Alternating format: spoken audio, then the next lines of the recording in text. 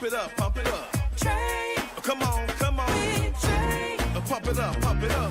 It's the day with Trae. This is the day to gain inspiration, to make a positive change in the nation. We're inviting you to partake in conversation, to raise your vibration. It's the day that we will all celebrate all of our peeps that make this thing elevate. Watch the negative fade away, cause it's the day with Trae.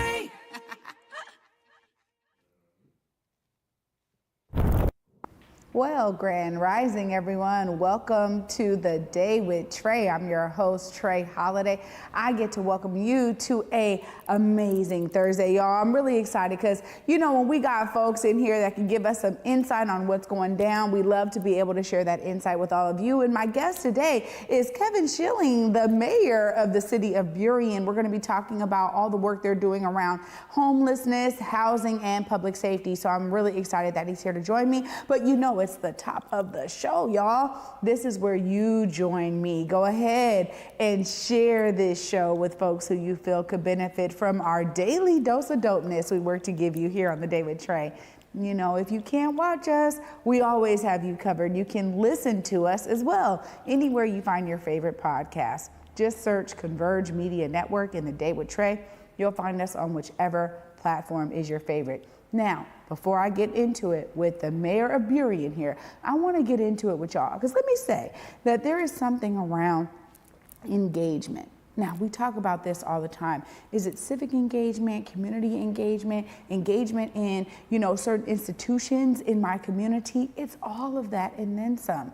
The ways that you can be engaged are vast. Picking a lane and being able to make a mark in that lane is where you really get to make the most contribution. Now, I'm not saying you can't sprinkle yourself around. You definitely can, but there's something really special about making an impact in a direct way.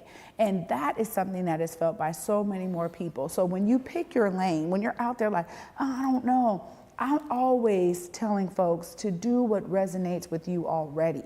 You will find that not only do you love it because you have a genuine interest in it, but that genuine interest resonates with those that you are helping, serving, or volunteering for. So honestly, I tell you, no matter if it's your job, volunteer service, mentorship, you know, civic engagement, helping to educate your neighbors on different things that may matter to them, like, do we need new light poles up in our neighborhood? It could be something as simple as that. But the truth is that your collective knowledge, bringing it into something that's bigger than you, that is what helps us have better neighborhoods, better cities, more stronger communities, more engaged communities. So I keep on saying this because I realize that over the course of my lifetime, some of this stuff just happened, right?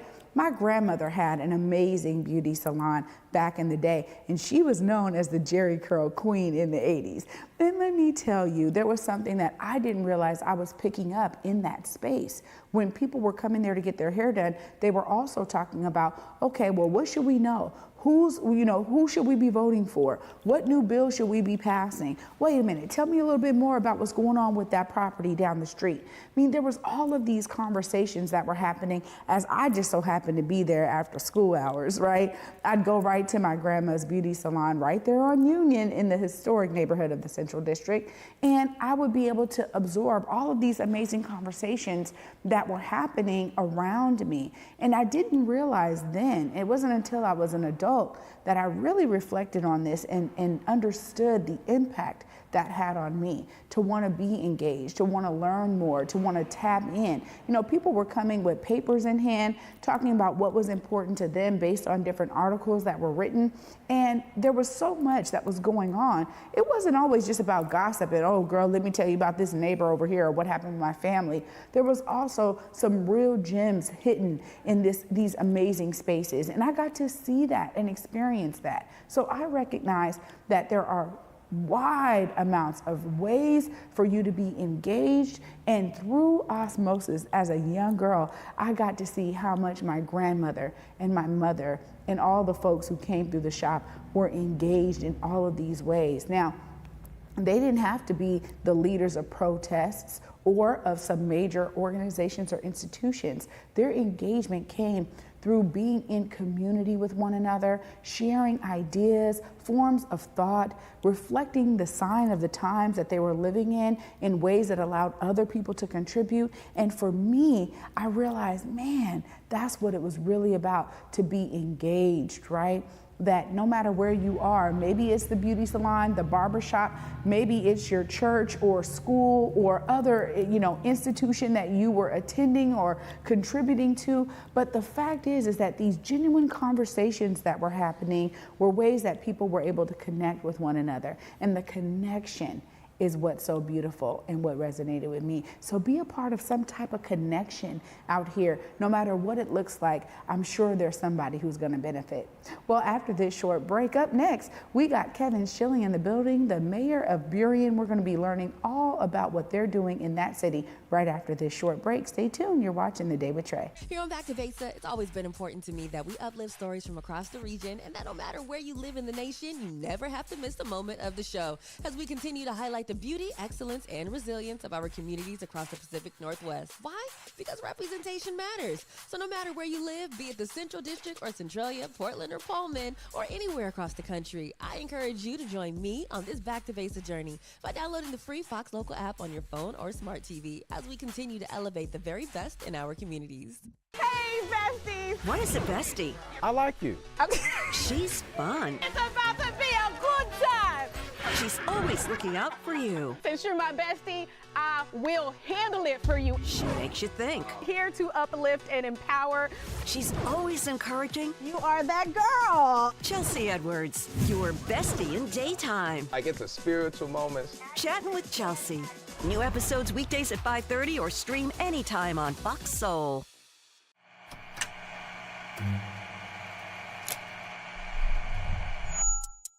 Hello, welcome to Elite Insights with Carlos Imani. We're looking to offer an in-depth look at event production industry through the lens of client experiences and joint successes. The podcast will emphasize guest interviews, focusing on client, discussing their fields, and reflecting on their collaboration with Elite Collective. Again, you're with Elite Insights. Carlos Imani here. See you guys in a few. Welcome back, y'all, to The Day with Trae. I'm your host, Trae Holiday. Joining me right now is Kevin Schilling. Hi. Hello. How are you? I'm doing great today. Thanks for having me on. Yeah, absolutely. Well, so, as the mayor of Burien, I got to talk about the beginnings. What got you into politics? It's this crazy idea that you could serve your community and help make things better. So my dad's from Burien. His dad grew up around Burien. I'm fourth generation Washingtonian. And when you grow up in a community and you see that you can be involved and you can get involved and you can help make a positive impact, that's kind of enough. That's just kind of the spark you need. And so I got out of grad school and I came home and I started teaching middle school, but I wanted a little bit something more. I wanted to be more involved. And I wanted younger people to have a seat at the table and a younger voice to be involved in local decision making. And that was really it. It was just this idea that I think I can be someone who could be involved and make decisions and reflect what the community was looking for. And then going out there and sort of proving it, right? Like you have to campaign. I was 25 years old when I was first elected to Burien City Council, and I was knocking on doors all day long, and I was just this young kid in the summertime knocking on doors and learning kind of what everyone in the community was looking for. And reflecting that, I really wanted to be a part of that decision making. And so that was really it. It's foundationally just, I think I can help make a difference. It's important too for folks to hear that, because I think oftentimes it's like, oh, is there a lineage of this? And like you come from politics, you grew up in it. But the fact of something as simple as that, I know that maybe I can make a difference. Maybe the ideas that I have by listening to everyone and then being able to represent that is important. Right, and I come from a working class family. My dad wasn't in politics, his dad wasn't in politics. They were Boeing engineers, for 35 years, each of them. So I just come from it from loving my neighbors and wanting to be involved with them and trying to make the place I grew up a little bit better. Well, I think it's, this is what sometimes I see missing is, do our representatives reflect what we need in communities? And so I think that go-getterism, to be like, no, I need to hear from everybody is so important. So now you go from city council to mayor. Tell us a bit about that transition. Well, that was a crazy transition because right after I got elected, COVID hit. And if you told me while I was running for city council that 3 or 4 months into it, I would be having to respond to the biggest pandemic in 100 years, I just said, you're crazy, that's not happening. And then of course it did. And sort of that being on the front lines of the COVID experience. And even then I said I needed to do a little bit more. So I joined AmeriCorps to deliver emergency meals to low-income families because I wasn't just interested, I didn't want to sit in my apartment all day long. I was, we were all getting a little tireless, like needed to do something. And so I got involved and joined AmeriCorps, delivered emergency meals. And from that, I sort of just started feeling more comfortable saying we need to go this direction. I've just delivered emergency meals. I've just knocked on a bunch of doors. I used to be a grocery store worker, grocery store clerk when I was going to community college full time. We passed hazard pay during COVID for grocery store workers because, as we remember, they were the only ones. Them nurses, teachers were kind of the frontline workers were the folks who were going into work every day still. And from that experience, I said, I think I can help move the direction of the city a little bit more. I was getting more involved. I was promoting a little more policy. And as I was moving into that, I just gained the trust of my fellow council members and became mayor from a few years of getting into the nitty gritty and working really hard and pushing the direction of the city. So tell us a bit about how, your administration as the mayor works with the Burien City Council to make things happen for the residents of Burien. So we have 7 members of the Burien City Council, and really you want to deliver policy that is agreed upon not just by a majority of folks, but by the whole council. You want to try to get unanimous consent so that everyone's agreed on the movement going forward. Oftentimes that doesn't happen. Sometimes you get 6, 5, or 4, but you really want to try to get to 7. And when we developed our comprehensive plan, which is our foundational framework for where to build housing, getting transit, putting more businesses in, childcare, getting more jobs available, we had unanimous consent of that. Every council member voted in favor of the direction we said we wanted the city to go over the next 20 years. That's awesome. It is so hard to get everybody to agree on the movement going forward, especially when it comes to attracting the things I just listed. Those are hot button, tough issues. But we worked for months to really get down in the nitty gritty to deliver a plan that everybody said, that's the direction I want to get going. So I'm really proud of that. I'm a big fan of what's kind of called the abundance agenda. So we need more of good stuff, and we need to get the things out of the way that stop more of that good stuff from happening. Huge believer in needing the government to work for outcomes, not just for the government's sake, but we're going to keep building distrust in the government if we don't actually deliver on the things that we're saying we want to deliver on, like better, faster, more efficient, cheaper transit, more housing of all levels for everybody to attain more housing, delivering on supporting small businesses and entrepreneurs in the community. That's huge for me. Making sure that workers are protected and can keep gaining more power in their jobs, more wealth, build more wealth in their lives, own homes, have good schools for their kids to go to. That was the direction we all said we want to move forward on. There's councils are kind of like families. They're not going to agree on everything all the time, and certainly that we don't agree on everything.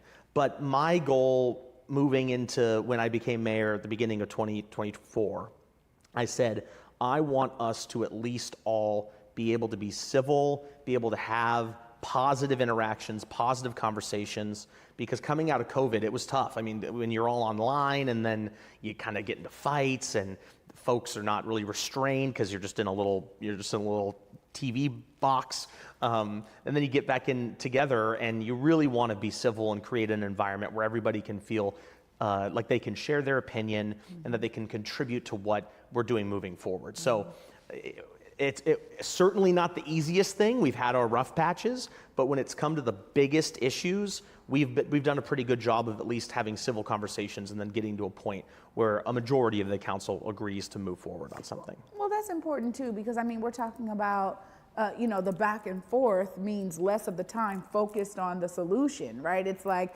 what do the people need? How do we get to fulfilling those needs is so key. Now, in terms of what y'all are doing with housing, tell us a bit more about how this is shaping up. You're talking about, building housing for all levels, which we hear often. What does it look like in practice? Yeah, that's an awesome question. I want to touch really briefly on how do you determine what people want. And I think just to really quickly say, this is why democracy matters. This is why elections matter. Because people spend an entire year going out, knocking on doors, showing up to events, going on the media, having conversations about what they've been working on, and then understand what to reflect in their communities and understand what people are really wanting. That's why elections matter. And that's why the democratic project is so important, because this is how we hold people accountable. Because if you go on, you say, I want to run for this and I want to be elected for this and I want to be your city representative, then you've got to deliver on the things that you said you're going to do. So that's number one. For housing and what it actually looks like, private developers coordinating with the public's goals, so that you can say, we need the economic environment to be one where a developer can make their plan for building a home, building an apartment complex, actually pencil out, so that the math makes sense. So their investors come in with their money, they pay an architect to design something that fits the needs, and then they actually build the thing that they're saying they're gonna build by paying laborers to build it, by putting the money in to actually connect all the services they need to connect to the structure they're building. But we can't do that unless governments say we're trying to create an environment for that to happen. So what we did was we extended tax incentives, multifamily tax exemptions through the whole city. So we said, we want to build housing and we want y'all to do it, and we really want you to invest in this and build more units faster. So we said, we will make tax exemptions for you in order to get you in there. We'll help you with your permitting timelines. So if there's something we can do a little bit faster, we'll get it done a little bit faster. Because the number one thing that stops housing from being built is the timeline it takes to get the permits. Because you're waiting around for 6 months sometimes before a permit's approved. That's unacceptable to me. We want to get housing built now so that rents go down, so that more options become available to people. You need to hire locally. So we incentivize people hiring locally because we want good jobs to be in Burien, in South King County, so that people can live and work where they're doing construction jobs to build more housing for people. So it really is that combination of public and private, where we're the public side saying we're incentivizing this, we're supporting you by reducing permitting timelines, we're supporting you by making sure that you can identify locations. We got our staff working to help people identify locations that they can purchase and build more. And then the private sector says, we really want to invest in the city of Burien. Now that's all market rate. Where the whole region is struggling is on affordable housing. Yeah. And that takes government investment to say, we're going to work with you if you're willing to form this partnership where we'll do all that stuff for you if a certain percentage of your units are affordable. Yeah. And we've done that a couple times in Burien, where we've said, we're willing to work with you on those things we just said, multifamily tax exemption, permitting timelines, getting staff to help you out, if you're willing to make a certain number of your units affordable. And they know it. Developers know that we need affordable housing as well as market rate. We need an all of the above strategy.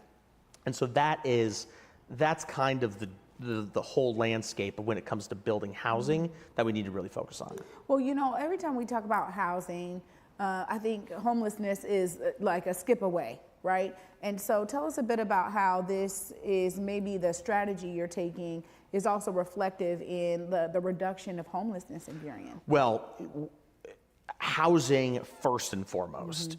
If you're paying rent, if you're owning a home, that's amazing. There are so many people who are one paycheck away from not being able to do that, though. This is a tough time.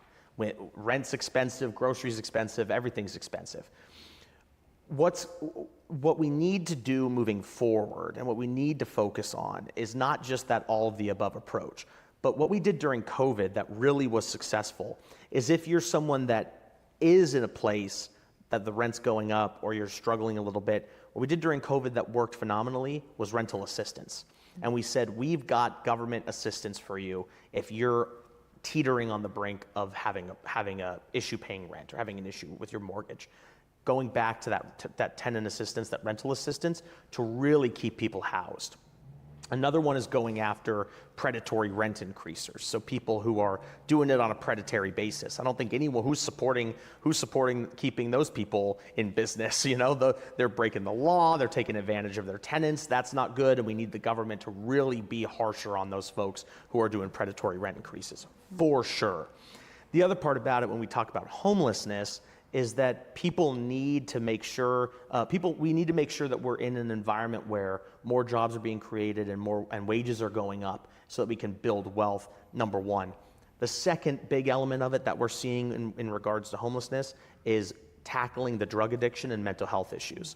We are not building enough mental health, psychiatric, and drug assistance facilities in this state, in the county. We really need our state legislature, county folks to be focused on delivering on more beds and more services for folks who are addicted to drugs, who have a mental health situation, or who really need some psychiatric help.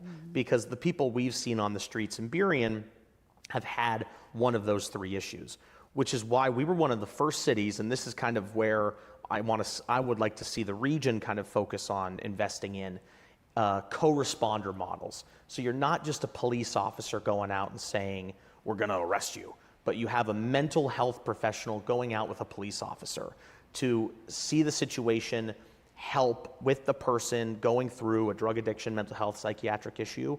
So it's not an arrest. We don't want to make jail the solution for someone on the street having a mental health or drug issue. But we do want to get them help. We do want to get them into treatment. That's my compassionate approach. I think my compassion for this stems from the fact that you're not helping anybody if you're just letting them stay on the street, having a drug problem, having a mental health problem. That's not compassionate to me. We really need to get people focused on treatment and getting the help that they need. We paired that co-responder model of police mental health partner with a social service outreach person. So the mental health professional gets on the call to the outreach person and says, I've got someone for you. Where can you take them? And the outreach person says, I know a detox center over here, or I know an addiction center over here, or a rehab center over here, and we'll coordinate to get them that help right then and there. Because the problem is, if you see someone who's going through a drug addiction issue or a mental health crisis, and you say, we'll get back to you, that's when the problems happen. Because you might not be able to find them again. That might be their last day. And what we're doing is we're working on saving lives. That's what matters. Yeah, I mean, you're right, because that response time is very critical here when we're talking about folks who are in need of those particular kinds of services. And we're in this time where I see this too, because I know, King County Councilmember Gurmai Zahala has been heading this effort to open up these, mental health institutions in our community. And we see the need across the county. And particularly, I'm really appreciating a focus on South King County as well. So I think that's very important and key, because sometimes Seattle gets all of this spotlight, and it's like there's all of these other cities that are part of the county that are dealing with a very similar issue, right? And so I appreciate you sharing that approach. Now, we've seen maybe some controversy, right? I want you to be able to talk a bit about how Burien has been, maybe some court cases, these other things, those are real things too. Talk more a little bit about how y'all are dealing with that. I appreciate that. Yeah, I mean, we were in a situation where we had lots of tent encampments on the street. We were in the middle of the city. We had a tent encampment that had 120 people that weren't getting services, that weren't getting help. And so we paired our service outreach and our mental health outreach with enforcing the law. And I think that is an important part here. If we don't have a law enforcement element that can say, we need to nudge you into accepting treatment, people are not going to accept treatment. And that's my biggest concern, is that we've seen a scenario in a lot of big cities around the country, especially Seattle, especially King County, where folks just say, I don't want to take that service, or I don't want to do that. But then they end up continuing on the path of staying addicted or having no assistance for their mental health concern. So in the city of Burien, we passed a law that said there's regulation around being in a tent, and there's a regulation around putting a tent up during the day, because we were seeing serious negative issues. We were seeing drug overdoses every week. We were seeing businesses being broken into. We were seeing people walking up and down the street having serious mental health concerns. And as a community, as a city council, we all kind of agreed we need to do something about that. But we're also a less resourced city. We didn't have a whole lot of money. We could only do so much with the money we had to respond to the mental health and outreach services. So we took a lot of money, from our ARPA money, which is the federal government during COVID, every city got some money. We put a lot of money into service outreach. We put a lot of money into homelessness response. We worked with the county to get money for Mary's Place, to get more support for them to build a bigger campus. But we also said we need to be able to enforce the law. And we need to be able to say, allowing tent encampments anywhere at any time is not a positive solution to get people the help that they need. So we ultimately won our case. The regional courts ultimately said Burien is allowed to have a law, and we're not the only city that has this. I mean, Bellevue, SeaTac, Kent, Auburn, Renton, surrounding communities have these laws to help get people directed towards outreach and services, because we were seeing overdoses and we were seeing mental health crises. And I want people to be in treatment over being in tents. And I want to make sure that the public space is safe for everybody. And that requires that combination of enforcing law and offering services. Well, I can see why people are like, whoa, right? Because we have seen a lot of different things in terms of sweeps and what has that done for the issue at hand. And I think this is why having institutions in our communities, in our cities, that really are, there to support these folks and do it in a human-centric way is so vital. And that's key. Totally. And we approved a 75-bed permanent supportive housing complex in the city of Burien, run by the Downtown Emergency Service Center. So we've put in 75 beds for permanent supportive housing. We have an emergency room where we hear from the hospital all the time that they see folks who are struggling with this, and then oftentimes they can't go anywhere, so they get let back out and they don't get the help that they need. But you're absolutely right. It's this human-centric approach, and that was my concern. I wanted to actually get people off the street into services, because we were seeing people dying of overdoses, and we were seeing people struggling with the mental health and psychiatric issues. So when you talk about partnering with police, are we talking about if they refuse treatment, what happens to them then? Tell us a little bit more. Yeah, and that's kind of the gray area with these laws, not just in King County, but kind of around the country, because the Supreme Court and courts have said cities are able to have laws that say we can enforce a law that says no tents, no tent encampments, that you have to either accept services or kind of go somewhere else, because we're offering services. It's a services first approach. But there's no other law that says you're required to take those services. So you can say no and go somewhere else. We do have involuntary treatment laws. Those are tough to pin down, and you have to have certain requirements in order to have someone admitted under involuntary treatment. That's really hard. It's really hard to get to that level, and we don't have a whole lot of support for that yet. I think we need to build up support for that, for people who are really struggling with mental health issues. But we don't arrest people who say no. We don't arrest people who are having trouble. The law is there in order to say you're not allowed to do that. We're offering you a service, but we need to be able to have cities to enforce that law to nudge people into accepting the services. The unfortunate thing about this is that you can say no to a service because you have an individual right, you have an individual liberty to say no. But in that gray area, I guess a little bit, the answer is you either say yes or you can't have a tent up in the middle of a city. And like I said, other communities do this too, and we're not the only one. We need to have more investment into treatment so that it's not a last resort and it's not a minimal option. Because right now we need to expand those services where people are more willing to say yes. Because my concern is that they're just willing to say no. And we want them to say yes. We want them to get the help that they need. Yeah, so there's ways to start innovating in terms of, this approach. And I'm glad that you were here to tell us a bit more about how Burien is doing this. Because I'm always thinking, okay, when things work well, how do other cities pick up, okay, maybe this is different or it's an innovative approach, but we see through data or whatever else that there are certain elements of this that are really working that could work in this city over here or this city over here. Right. And I think being able to share best practices, but also those hard lessons learned throughout the course of trying to embed something like this in a city really bodes well for everyone else. Even the citizens of all of our cities, because,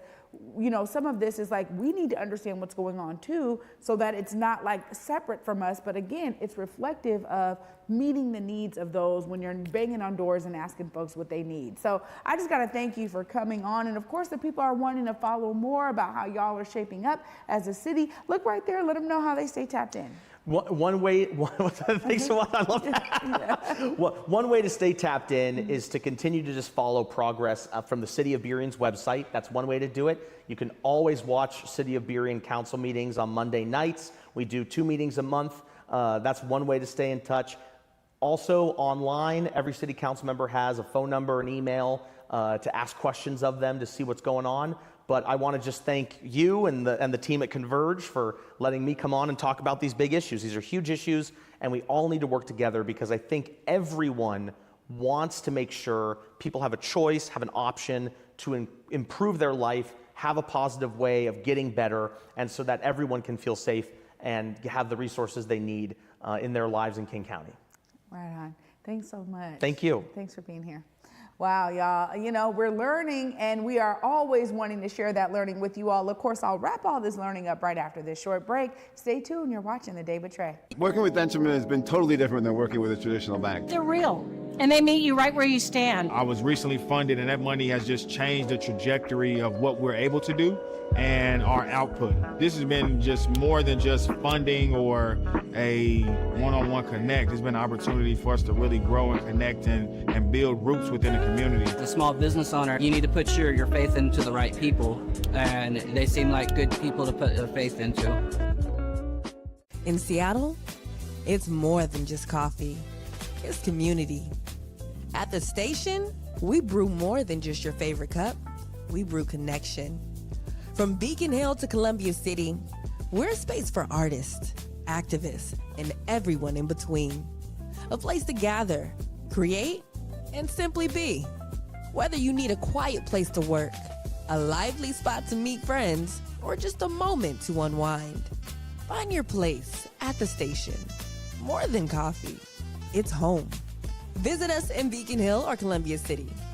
The Station, where community happens.